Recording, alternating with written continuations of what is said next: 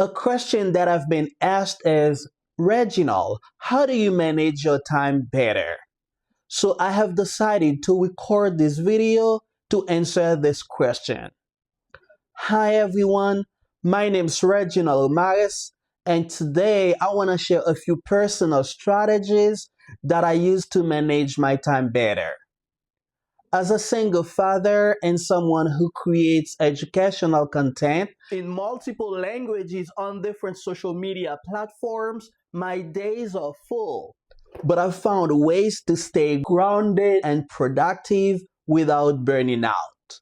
What I do is, first, I begin each day with a short moment of clarity.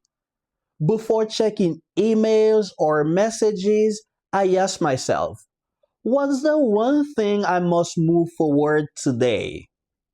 Sometimes it's a legal assignment, sometimes it's a video script, or a video that I started the day before and I have to finish today. Or sometimes it's just making sure that my daughter gets to school with a smile. That question helps me prioritize not just tasks, but values. Number two is that I use time blocks. That means I divide my time into blocks. The morning block, the midday block, and the evening block. The morning block is for academic work. So if I have an assignment to do or anything about law or public relations, I do it in the morning. The midday block is for parenting and errands. If I have to grab something from the supermarket or visit a friend or call somebody, I do it in the midday block. The evening block is for creative work, like editing a TikTok video or drafting bilingual captions. I don't really follow a rigid schedule, but I do protect those blocks. If I'm in my legal zone, I mute notifications. If I am with my daughter, I shut down my laptop. That separation helps me stay present. Number three, I embrace micro-tasks. Some days are chaotic because I've got a lot on my plate.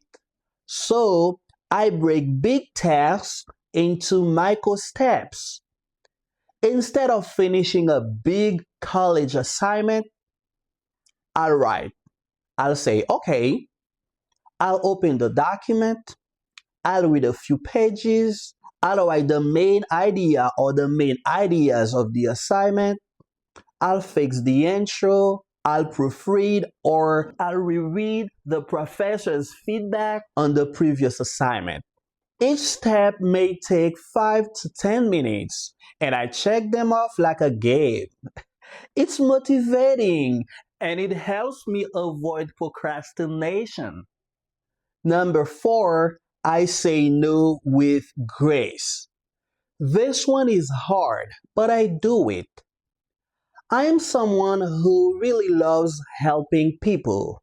It could be about translating a document or reviewing a resume, giving feedback, but I have learned to say no. I'd love to help, but I need to finish my own work before. It's not selfish, it's strategic.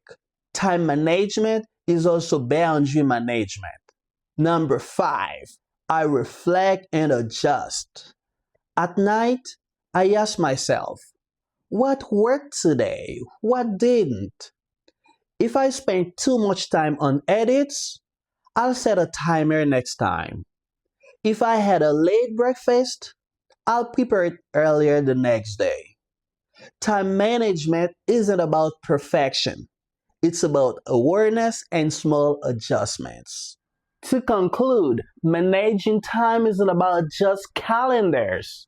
It's about clarity, boundaries, and self-respect.